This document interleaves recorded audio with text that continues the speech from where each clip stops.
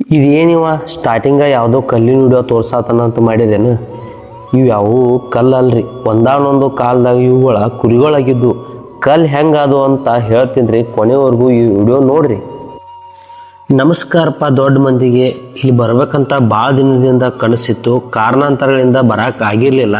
ಆ ದೇವಿ ನಮ್ಮನ್ನು ಕರ್ಸ್ಕೊಳಕ್ಕೆ ಟೈಮ್ ಇರ್ತೈತೆ ಅಂತ ಆ ಟೈಮ್ ಇವಾಗ ಬಂದೈತಿ. ಇಲ್ಲಿ ವಿಡಿಯೋ ಸ್ಟಾರ್ಟ್ ಮಾಡೋಣ ಬರ್ರಿ.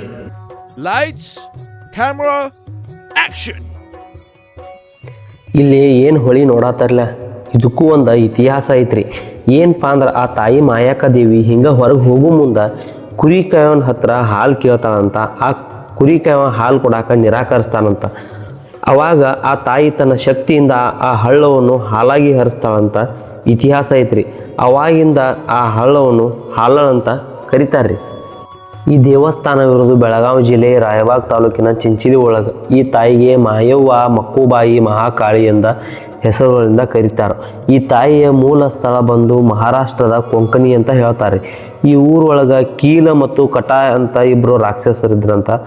ಚಿಂಚಲಿಯ ಊರ ಜನಕ್ಕೆ ಆ ಇಬ್ಬರು ರಾಕ್ಷಸರು ಭಾಳ ತೊಂದರೆ ಕೊಡಾತಿರಂತ. ಅವಾಗ ಆ ತಾಯಿ ಕೊಂಕಣದಿಂದ ಬಂದು ಆ ರಾಕ್ಷಸರನ್ನು ಸಂಹಾರ ಮಾಡಿ ಚಿಂಚಲಿ ಒಳಗೆ ನೆಲೆ ಊರ್ತಾಳಂತ.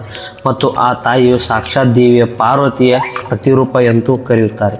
ಆ ತಾಯಿಯ ದರ್ಶನ ಪಡೆಯುವುದಕ್ಕಾಗಿ ಕರ್ನಾಟಕ ಮತ್ತು ಮಹಾರಾಷ್ಟ್ರದಿಂದ ಲಕ್ಷಾಂತರ ಜನರು ಬರುತ್ತಾರೆ. ಮತ್ತು ಈ ಕ್ಷೇತ್ರವು ಕುರುಬ ಸಮುದಾಯದವರಿಗೆ ಪುಣ್ಯ ಕ್ಷೇತ್ರ ಅಂತಲೂ ಕರೀತಾರೆ. ಈ ತಾಯಿಯ ಪವಾಡ ಬಗ್ಗೆ ಹೇಳ್ಕೊತ ಕುಂತ್ರ ಭಾಳ ಅದಾವ್ರಿ. ನನಗೆ ಗೊತ್ತಿದ್ದಷ್ಟು ನಿಮ್ಗೆ ಹೇಳೇನ್ರಿ, ತಪ್ಪಿದ್ರೆ ಕ್ಷಮಿಸ್ರಿ. ಒಂದು ದಿನ ಆ ತಾಯಿ ಕುರಿ ಕಾಯೋನ ಹತ್ರ ಕುರಿ ಉಣ್ಣಿ ಕೇಳ್ತಾಳಂತ.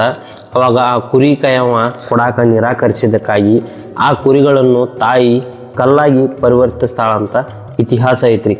ಅವಾಗಿಂದ ಕುರುಬ ಸಮುದಾಯದವರು ತಮ್ಮ ತಪ್ಪಿನ ಪ್ರಾಯಶ್ಚಿತ್ತಕ್ಕಾಗಿ ಈಗಲೂ ದೂರದಿಂದ ಬಂದು ತಾಯಿಗೆ ಉಣ್ಣಿಯನ್ನು ಕೊಡ್ತಾರಂತ ಇತಿಹಾಸನೂ ಐತ್ರಿ. ಹೀಗೆ ಈ ವಿಡಿಯೋನ ಮುಗಿಸ್ತೀನಿ ರೀ. ಮತ್ತೆ ಮುಂದಿನ ವಿಡಿಯೋಗೆ ಸಿಗ್ತೀನಿ ರೀ. ಅಲ್ಲಿವರೆಗೂ ಟಾಟಾ, ಬೈ ಬೈ, ಶಿವ್, ಜೈ ಕರ್ನಾಟಕ.